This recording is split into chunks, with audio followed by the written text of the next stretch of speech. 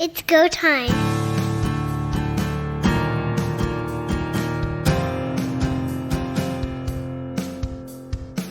James Butler has a game that everyone will point to. The Rough Riders use 20 seconds to finally handle the Tiger Cats.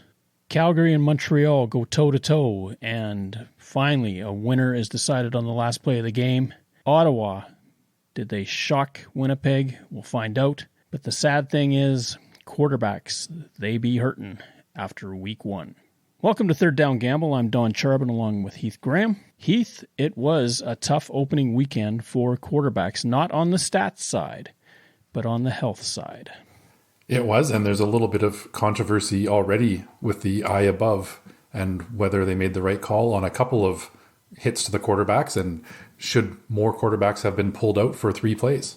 The question mark comes to the hit on Cody Fajardo in the second quarter of the game in Regina.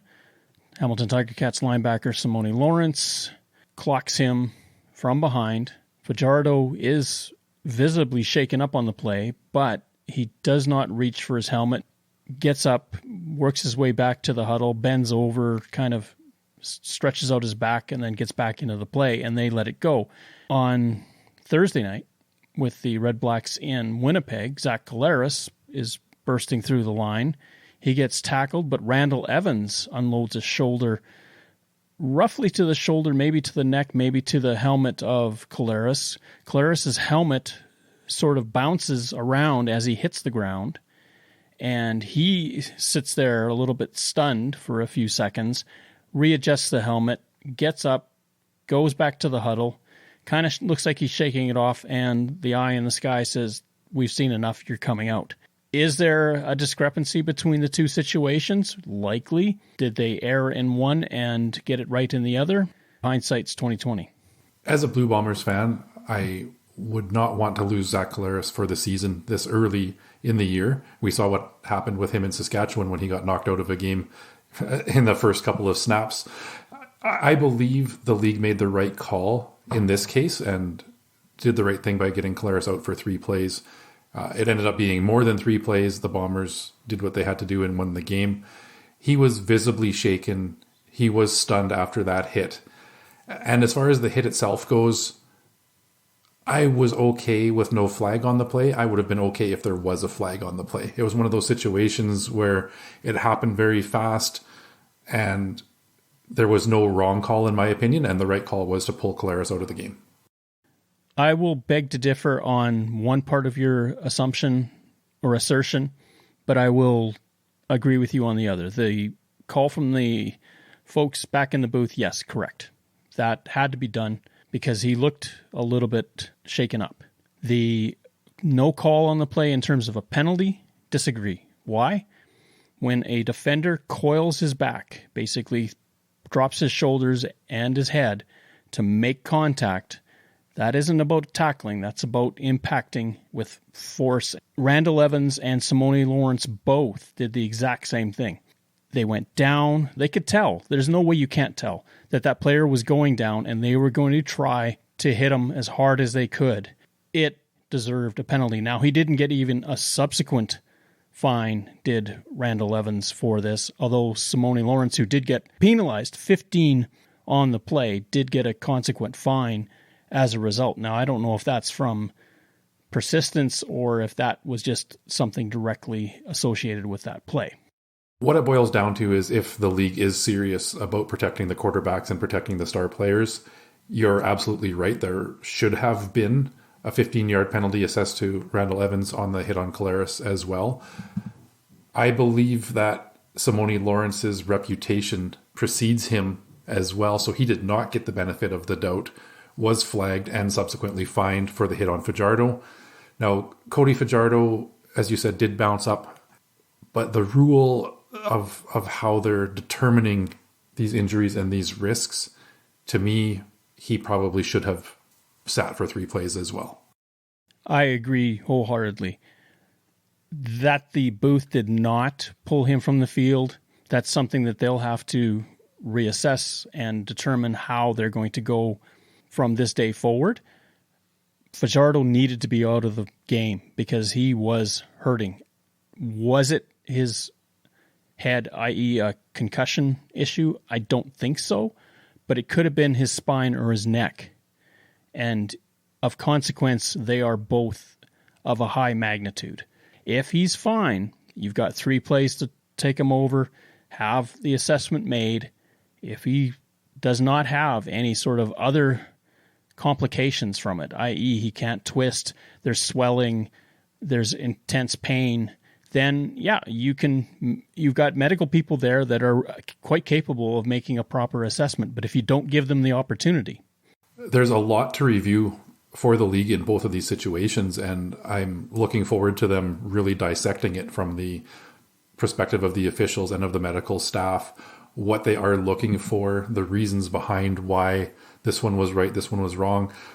They have kind of come out and addressed that, given the way things are written, Cody Fajardo should have likely been pulled for those 3 plays as well as a precaution. So they have taken some ownership of that as a league. Moving forward, I believe they will continue to improve on this process, be more consistent. We have to remember that these people are people. They are not machines, and that includes the people that are on the field and the people that are up in the booth. They have to make judgment calls. They're probably quickly discussing this back and forth. Do we, don't we? What do you see? Have you seen anything? How impactful is it? Can you tell? Do we have a good camera shot of this? And there's a lot of sort of factors that go into any sort of decision. And of course, one of the ones that weighs on their mind is that this impacts the game. They don't want to do it unnecessarily, because if a team then gets hampered by the fact that they've lost said quarterback, the booth gets the wrath, because what are you doing? Now, in Saskatchewan's case, second quarter, less of an issue, especially if Fajardo was cleared and he's immediately allowed to come back. But if he's not cleared, then they've made the right decision to get him off the field, except they didn't.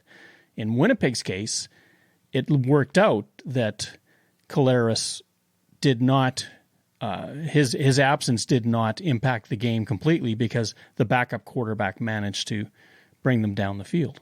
Situationally, it certainly could have. You've got a team driving the field in the last minutes of the game to try to win, and all of a sudden the overhead eye in the sky decides that quarterback's coming out. It was a very bold decision by the CFL, and the right one, but to make that call in that situation has to be tough.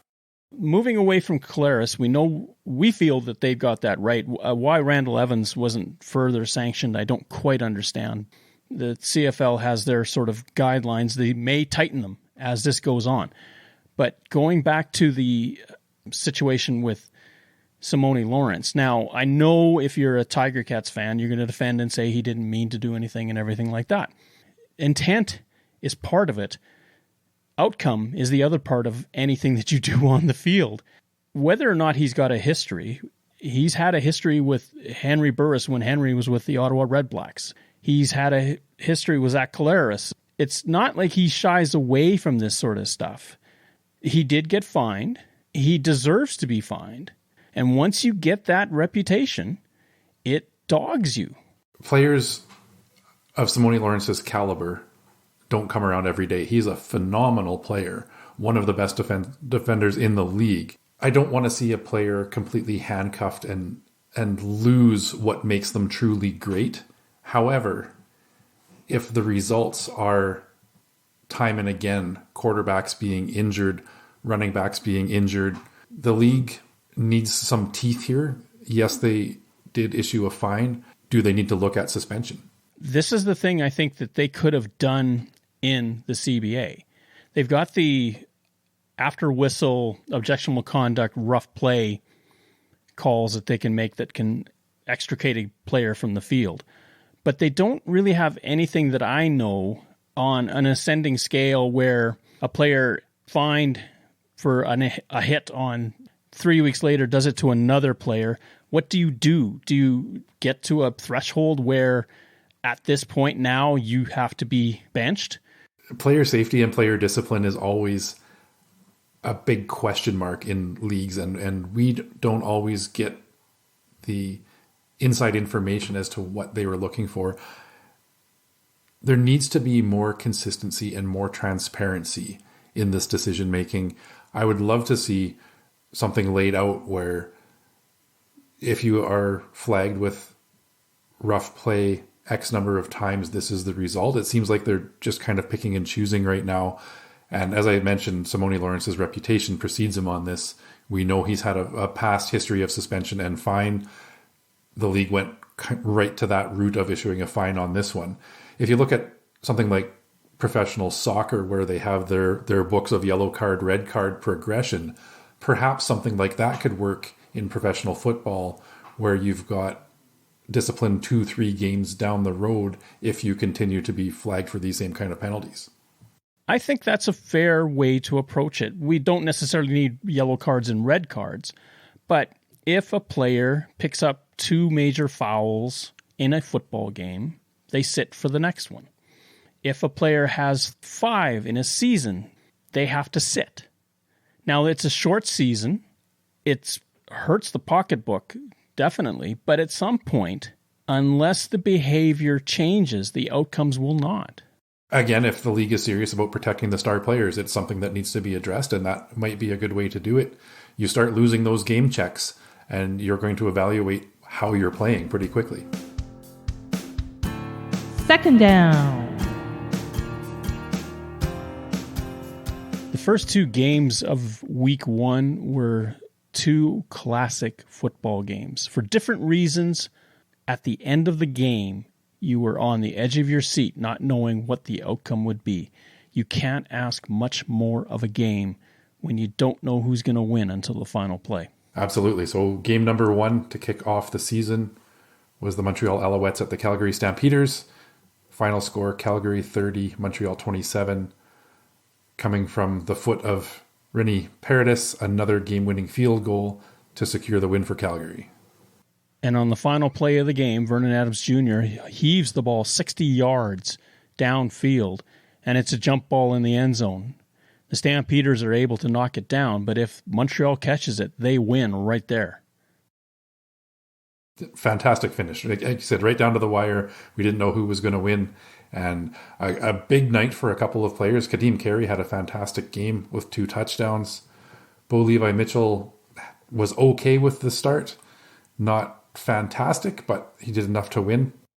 Bo was 21 of 34 with 199 yards, a TD and an interception. Vernon Adams on the other side, 18 of 32, 250 yards, 1 TD, but 2 interceptions. 1 was on a deflected pass very early in the game that set up Calgary's first score. In fact, of the 138 points scored by teams that won football games on the week, 58 of them came off turnovers. Turnovers matter in a football game. They do. Unfortunately, one of the biggest plays of this game was probably the loss of William Stanback for the Montreal Alouettes. He's on the 6-game injured reserve. It appears it may even be longer than that. I know the Alouettes did go out and make a trade with Edmonton to pick up another running back here as well. So tough start for one of the most outstanding players in the league last season to be down already in game 1. We speak of protecting quarterbacks, but here's a case where we need to really look at protecting players who have the football. Shots below the hips, and this was Trey Roberson who was trying to make the tackle, but Stanback was already engaged. That foot was anchored to the ground, and when Roberson impacted it, something had to give. If there's one other thing that needs to change is you've got to get rid of those types of tackles that aren't arm tackles that involve below the hips and down to the ankles of a running player. More often than not, it's an ankle, a knee, or a break of a leg. Very tough to see, as I said. William Stanback is an outstanding running back, very exciting, and had a great season in 2021. And you just hate to see something this severe happen this early. I don't know what the solution is, as you suggest, maybe looking at how tackles are made below the waist. Maybe something needs to be done. Unfortunate circumstance right now, and one of the stars of the league is on the sidelines here for quite a while. Likely it means a return closer to the rugby roots of North American football.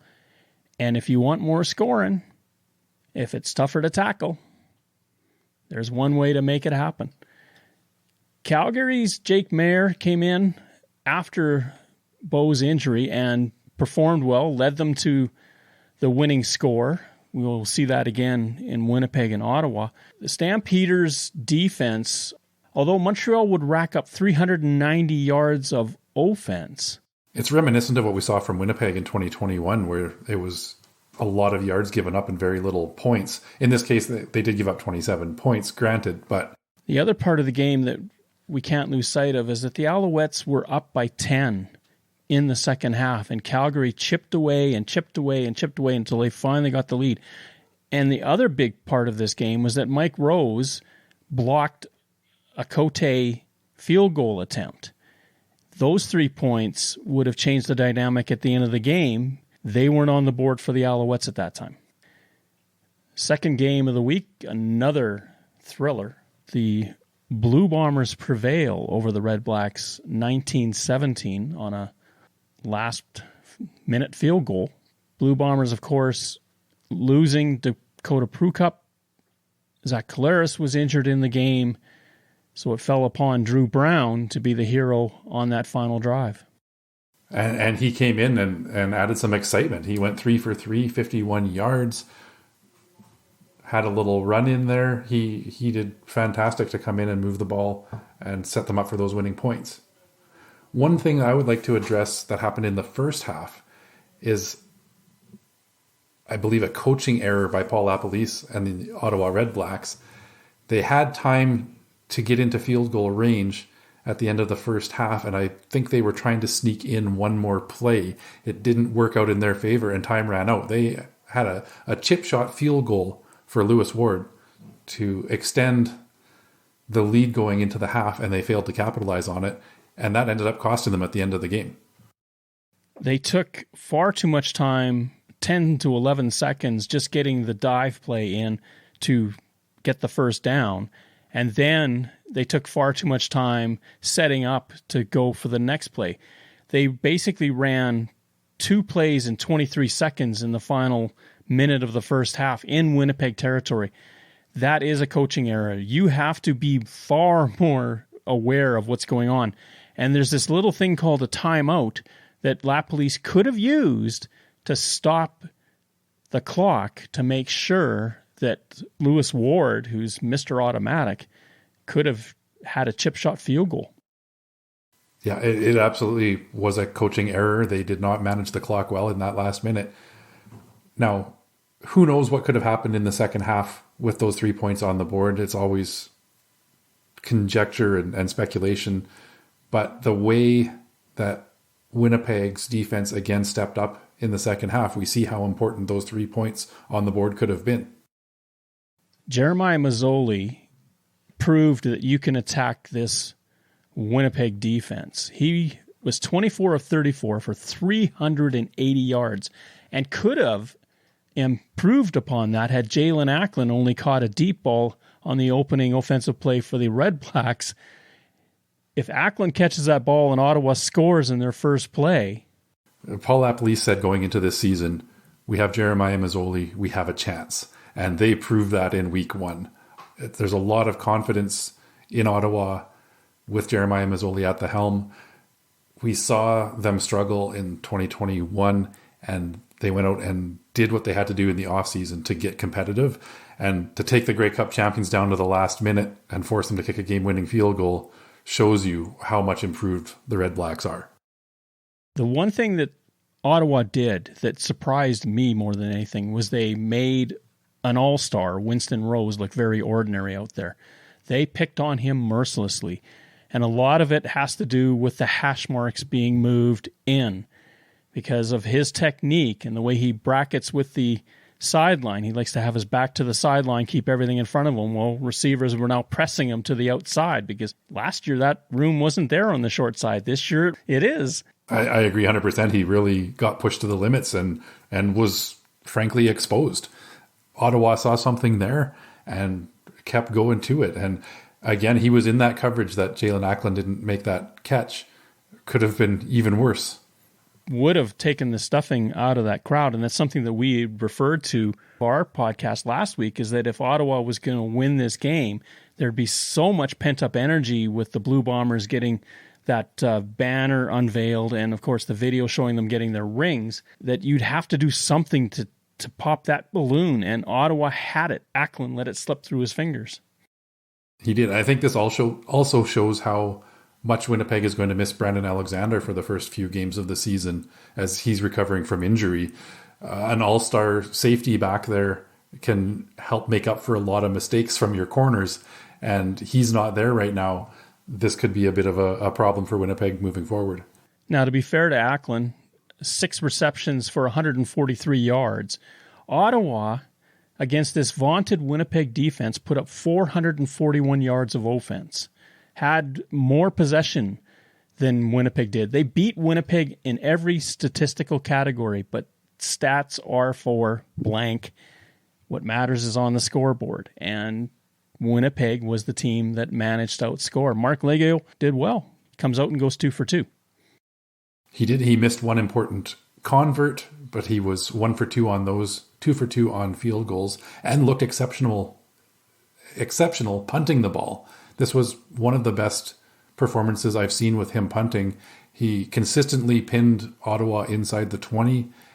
So a much improved Mark Legault is going to be a necessary part for Winnipeg to be successful this year.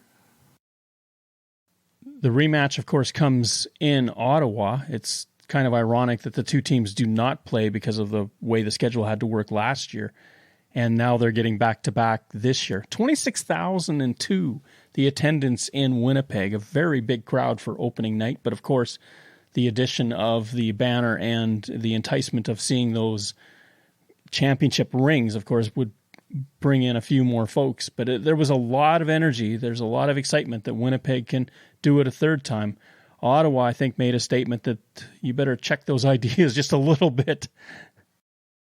It's great to see the parity in the league, too. We take one of the worst teams of last season, and all of a sudden they're pushing the Grey Cup winners right to the limit. So I had predicted that Ottawa was going to be much improved and was looking at it as a 9-9 team this year. I don't know 100% that they'll get there, but they certainly look like they've got a chance. If their defense can perform as well as they did against Winnipeg and keep up that level, the offense will figure it out. If Mazzoli is given time, he has, if anything, he has an extremely accurate throwing arm. He will slice and dice, and he's not afraid to put it down the field. Mazzoli throwing for 380 yards. When was the last time a quarterback did that against Winnipeg? It's been a while, and Darvin Adams came back to Winnipeg with something to prove as well. 71 yards receiving, and looked like his old self out there, and not an old Darvin Adams. 7 catches, 9 targets, and 71 yards, as I mentioned. Saturday, we had a doubleheader. We're going to be seeing a lot of that, actually, through the coming weeks, and I kind of like it, the Thursday, Friday, and then 2 on Saturday. I think that's a nice pattern. The Hamilton Tiger Cats, a team that lost to Winnipeg in overtime in the Grey Cup in 2021, were taking on, in Regina, the Saskatchewan Roughriders, who were the team that lost to Winnipeg in the West Final in Winnipeg in 2021. Both teams had come close to beating Winnipeg, but you got to do it if you want to be it. This one was, I guess you could describe it as a snail's race on offense. 13 2-and-outs in the first half by the teams. Field goals were the order of the day until finally in the fourth quarter, the offenses break out of their slumber. It was definitely a defensive battle in that first half. Nobody really wanted to take control of the game by the looks of things. Brett Lothar went 5 for 5 on field goals, his longest from 48 yards, so a great night and a great start to the season for him. It was huge because it kept the Rough Riders in the lead, and then after his 5th field goal, finally we get some offense, and it's Stephen Dunbar who flies down the left sideline, defeats Nick Marshall, who happened to be peeking into the backfield just a little too long, and goes the distance for a huge touchdown for the Tiger Cats, and that gets them all of a sudden right back in the game where they were down 15-6. Now it's suddenly 15-13. One player that really stood out for me for the Tiger Cats, and I think he's setting up well to have a great season, is Poppy White. He was targeted 4 times, made 4 receptions for 56 yards, and also had 1 punt return for 20 yards. He looked dangerous out there, and I think if Hamilton can work him more into the offense, it's going to set them up well. Dane Evans was sacked 8 times in that football game. He looked like he was under siege, but to be fair, even though Cody Fajardo was not sacked, he was lit up several times after releasing a pass.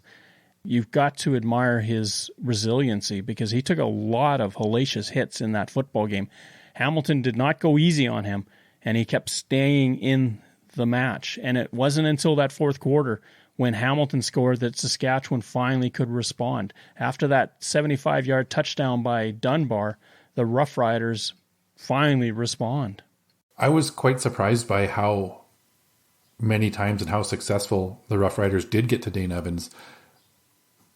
Offensive line has been a strength of the Tiger Cats over the last several seasons, and they looked pedestrian this week, and the Rough Riders took advantage of that and knocked Dane Evans around pretty badly.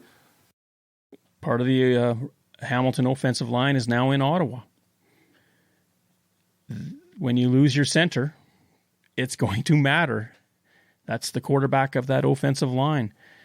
They also lost Kyle Saxelid partway through that game. He stepped on the turf, awkward angle, and looks like he injured his knee. That's a ratio buster that's gone. Hamilton could be in a little bit of trouble. I mean, you could ask reasonably, did they keep the wrong quarterback? That could be when you've got a quarterback controversy over the last couple of seasons, and you compare the numbers, 380 yards for Jeremiah Mazzoli, 222 for Dane Evans, a couple of interceptions. We'll see how their seasons continue to progress, but right now, Mazzoli definitely had the better start of those two Hamilton quarterbacks. Hamilton hardly rushed the football at all during the game, and this is a Tommy Condell feature where some argue he's a disciple of Kent Austin, that it's pass first, run second. Well, it was definitely pass first, run second throughout the day. 26 yards rushing total for Hamilton over the course of that game. They abandoned the running game, or did they even really get one started? 11 carries. You're not going to scare anybody with only 11 carries. The Rough Riders on the other side had 24 carries. Now, half of those almost were the quarterback. Jamar Morrow had 9 carries. But again, running seemed to be just an absolute premium because even Morrow only had 14 yards in carries. Cody Fajardo did it with his legs again as much as he does with his arm. He is a very opportune rushing quarterback. He finds the right time to tuck it and run. And 10 carries for 42 yards. He had one 15-yard carry. He seems to know when it's necessary for him to drop it down and run with it. Fajardo threw for 61 yards in the first half, goes off for 250 in the second half, and I would say the majority of those were in the fourth quarter. In a 20-second time period, the Ticats score, the Rough Riders come back with 2 of their own, and what was a very field goal heavy game suddenly now has turned into a 30-13 lead for the Rough Riders in very short order. I think it shell-shocked Hamilton because Saskatchewan scores, and then Hamilton immediately throws a pick that sets the Riders up at the Hamilton 1-yard line. I was a little bit surprised by how quiet Duke Williams was in this game. 5 catches, 58 yards.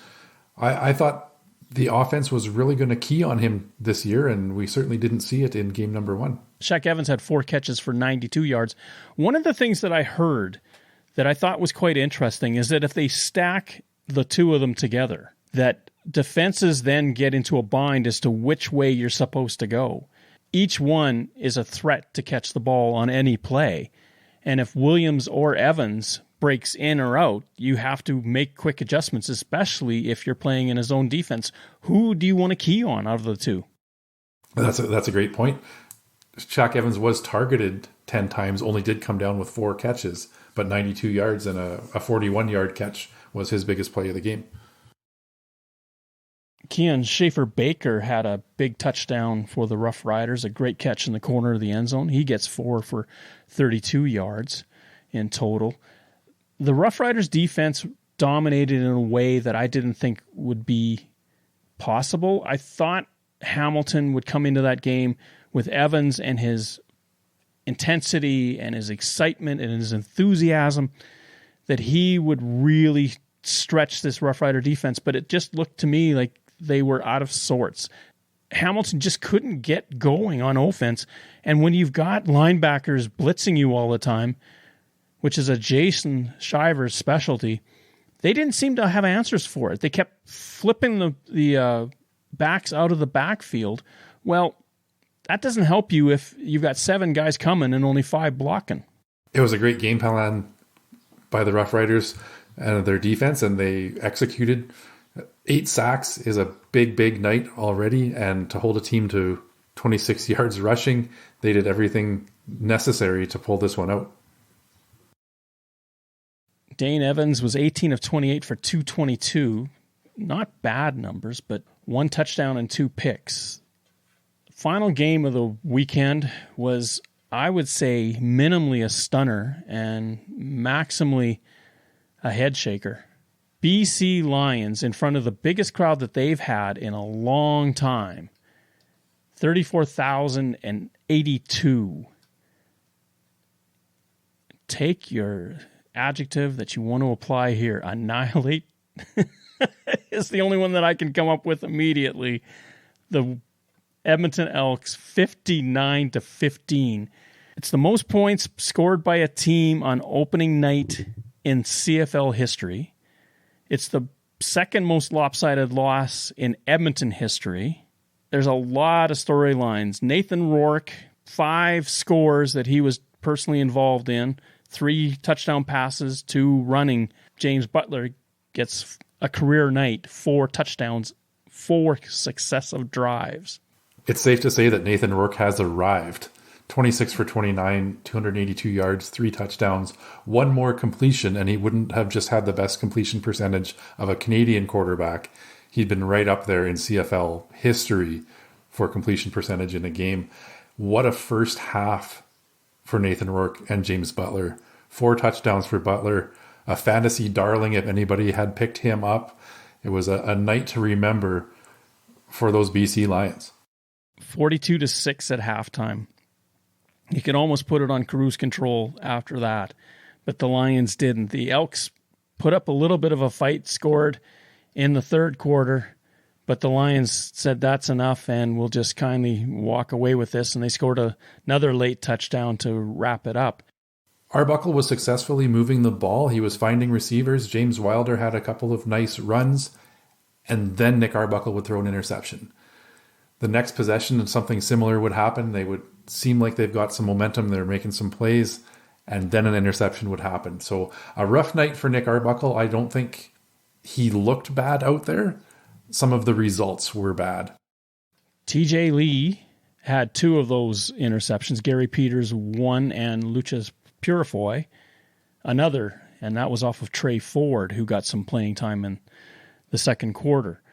Edmonton has a long season still ahead of them. There's still 17 games left.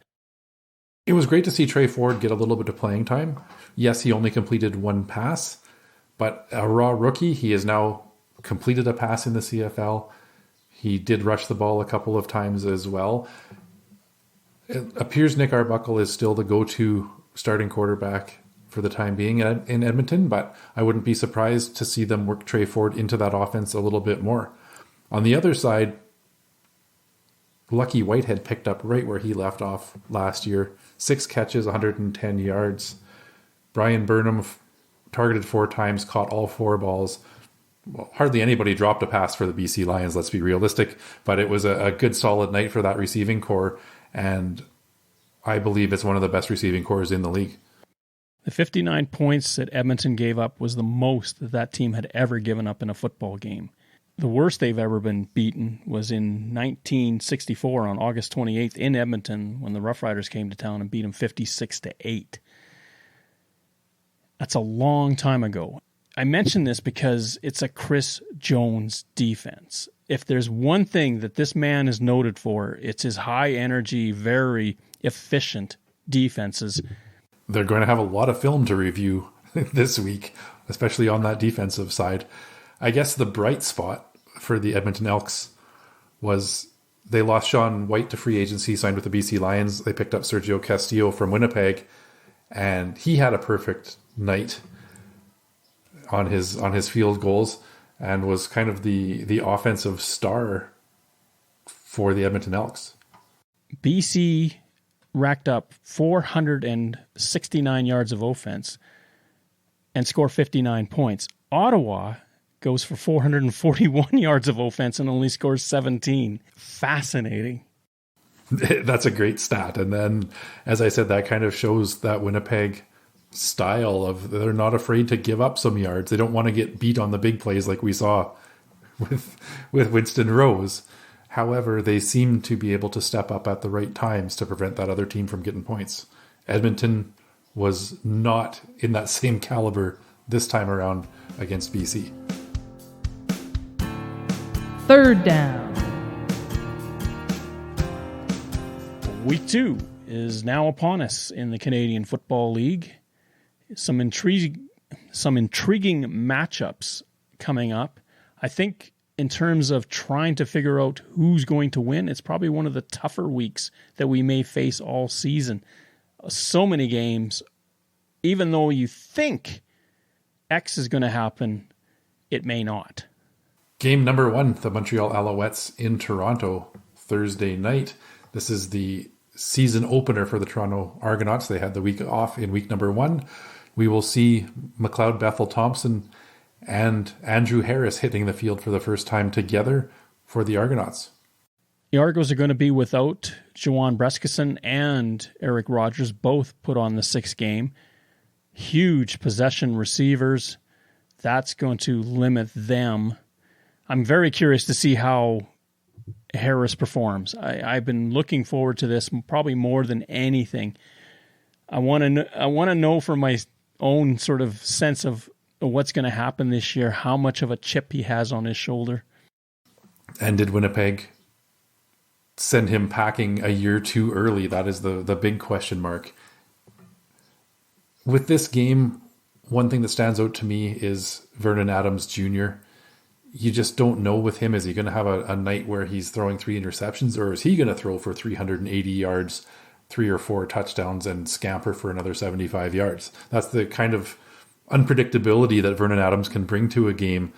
And it's a big night, and we'll see what Toronto has to start the season. As you mentioned, 2 key receivers on that 6-game injured reserve list, so they're off to a tough start before even hitting the field. Toronto, in their last 5, with McLeod Bethel-Thompson as their starter, are 1-4. Vernon Adams, going the other way, is 2-1 against the Argonauts in his 3 starts. Toronto does not start a season well. They have a very poor opening night record. Given how well Montreal played in Calgary, I think there's going to be some fire in the Alouettes. Remember, too, last year, the Alouettes at home were kind of middling, but on the road, they were far, far better. Is it because the pressure's off? Montreal can pull this off and not only beat the spread, but win the football game. The Argonauts are minus 3.5 favorites. I'm picking the Alouettes to not only beat the spread, but win the game. Montreal, to me, is always that Jekyll and Hyde team. As I said, Vernon Adams Jr. is that Jekyll and Hyde quarterback. Which version of him are we going to see? That's why I picked the Alouettes to be 9-9 this season. I think they're a win one, lose one kind of team that's not going to string together long winning streaks or long losing streaks. That being said, I am picking the Argonauts to win the season opener in this one, and they will cover the spread. Pat, not available to be with us tonight, and he is picking Toronto to cover. Game 2. Winnipeg and Ottawa, the rematch, this time in the nation's capital. Winnipeg started the week at minus 6.5. It has whittled its way down to minus 2.5 as we record here on Wednesday night. Bombers are still the favored team. I got a lot of question marks. Number 1, how healthy is Zach Collaros? Number 2, are they going to be ready to play a very amped up Ottawa team at home. I believe we're going to see a much improved Winnipeg Blue Bombers team from game one. I think they had a lot of that emotional energy with the banner unveiling, home opener as the defending champions, a lot of hype to it. They did pull out a very dramatic and emotional win at the end of that game. We saw Drew Brown come in relief of Zach Collaros, put together a successful winning drive, and I think that has boosted the confidence of Winnipeg a little bit. I expect the defense to step up. They did put some pressure on Jeremiah Mazzoli. They didn't get to him. They had him scrambling, and they need to work on that containment a little bit. We also saw Jackson Jeffcoat absent in week one with an injury. It looks like he's going to be in the lineup for week two here. So I'm expecting a lot of improvement from Winnipeg. But as we said, and Paul Appolise said, they have Jeremiah Mazzoli. They have a chance. I said this last year, and I will say it again, and I think it bears repeating. I do not fear Winnipeg's offense. There isn't a weapon on that receiving core that you go, wow, this guy, you got a double team. There is nobody. That is why I believe Ottawa can and most likely will win at home. The Red Blacks went out of their way to improve this last season. They did it everywhere. They pulled together a lot of great veteran players to make this team far better. And even last year, all the struggles that they had, they weren't that far behind everybody else, despite the fact that they would only win 3 games. Ottawa is much improved. That's a fact. I can't debate you on that one at all. Winnipeg's offense, though not flashy, is efficient. And if the defense starts to step up, I mean, they did only give up 17 points in week number 1, which is a pretty good defensive effort. I think they start winning that takeaway game, getting some more sacks, and that can change the momentum. Then you've got that offense starting with a shorter field, and that's how Winnipeg kind of pulls out these wins. It's almost a death by 1,000 cuts. They don't have the flashy 70-yard bomb that is going to run up the score and have a quick hit. They just chip away and they do what they need to do. The running game didn't really develop in week number 1 either. I would like to see them trade off between Brady Oliveira and Johnny Augustine a little bit more than they do. They seem to have anointed Oliveira as their go-to number 1 running back, but Augustine brings a little bit of a different look to things, and you start to mix that up, and that can confuse the other defense a little bit and help you establish that running game. They don't have the power back that Andrew Harris was, and we'll see if he continues to be, so they need to rethink how they run the ball. Andrew Harris at times was 30 to 40% of that offense. That is a massive hole to replace. Kenny Lawler was another 20% of that offense. He's gone. Darvin Adams, he's gone. Winnipeg has lost a lot of talented players on offense. It's going to eventually bite them. It may not just yet, but at some point you cannot lose that much quality and expect to be the exact same team you were. You have to take a step back. And I think Ottawa is going to be poised to do this. They want to change the narrative about this team. And if they want to be in the conversation for the playoffs, one way to do it is to knock off the defending Grey Cup champions. My prediction is they don't quite get there this season as far as head-to-head against Winnipeg, so I'm picking Winnipeg to win and to cover the spread. I think that last week was a big wake-up call for the Bombers, and this is their chance to prove that they are still the best team in the league. Pat is agreeing with you. He's going with Winnipeg and the cover. I'm going the exact opposite. I'm taking Ottawa to win at home and throwing that cover right out the window. Third game, probably the most intriguing game given what happened last week. The Calgary Stampeders are in Hamilton to play the Tiger Cats. Intriguing in the sense that how healthy is Bo Levi Mitchell, and is Hamilton's offense really that bad?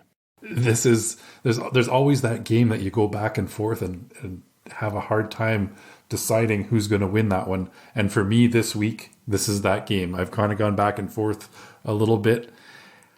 Right now, I'm leaning Calgary. I'm hoping Bo Levi Mitchell is healthy enough to go. We know Jake Maier is a capable backup, so him coming into the game isn't going to really change things up too much for the Calgary Stampeders. I think their offense keeps rolling. This game is as close to a pick'em as you can get. Hamilton favored by -0.5. That is a toss-up. Typically in this type of scenario, the home team gets 3 points because they're the home team. It doesn't matter how well they played. So that means that Calgary's clawed back 2.5 of those 3 points, but they just don't know that they're better than the Ticats on the road, so that's why they're not the favorites. And the question mark, I'm sure, in the betting public's mind is Bo Levi Mitchell. How bad is that ankle? He has not looked fantastic, but he is their leader. I'm going with the Tiger Cats to cover the spread, as is Pat.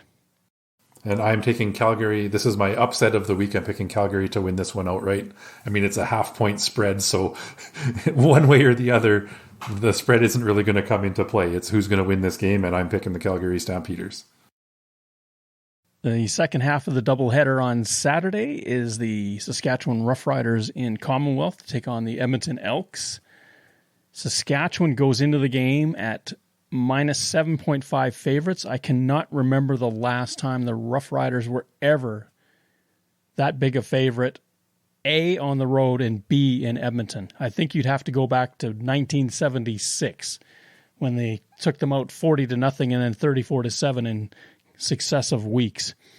Saskatchewan took a long time to get that offense going, but that defense showed well against Hamilton.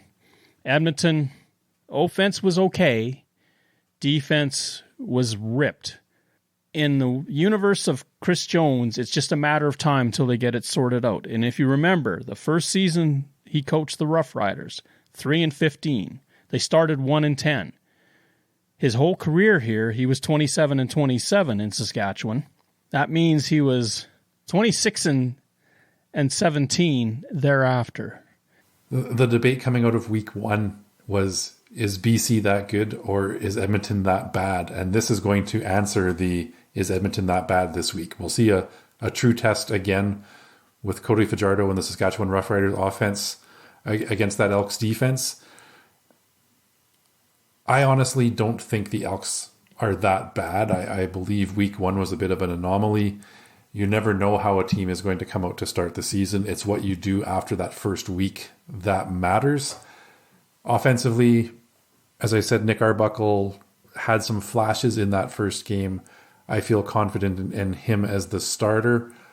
It's going to be a lot closer than a touchdown. I think the Rough Riders do pull out the win in this one, but it's going to be a 4 or 5 point game as opposed to an 8 or 10 point victory. Saskatchewan, this is what they would call a trap game. You're facing a team that just had it handed to them. You come off a victory. You may look past them and think about the Montreal game that you have coming up. The critical issue for coaching staff is to get your focus on that team. They wouldn't be in the CFL if they weren't good. You better respect them and play like it matters. And if the Rough Riders do that, then they'll win. But with you, I agree. I can't go with that 7.5 spread. So I'm going to pick the Rough Riders, but they will not cover. Pat has taken the Rough Riders and the cover. Interesting. I think one of the most disappointing things coming into week two here is that the BC Lions are the team that pull the draw. We saw Nathan Rourke do some amazing things on the football field with that offense, and now they sit and they watch this week. So a little bit of a disappointment there, but looking forward to seeing them in week 3 and moving forward to answer that question of, is BC that good? Let's give a shout out to Amar Daman for all of the inventive and creative ideas he brought forward to get that crowd into BC. The fact that they opened the upper bowl in BC Place was huge. You're right, a tip of the hat. It was great to see some new thinking in the CFL and how we draw a crowd. The One Republic concert was a draw for maybe some casual football fans that got to see a concert that they would like to see and then hung around for a game. It brought some younger fans in, which is a huge part of what the league needs to be successful, is how can they win new fans to the game. This was a great way to do it. So hats off. I know we've talked about this before between BC and Victor Cui in Edmonton. There's some new passion and energy and some new thinking in how we go about marketing this game.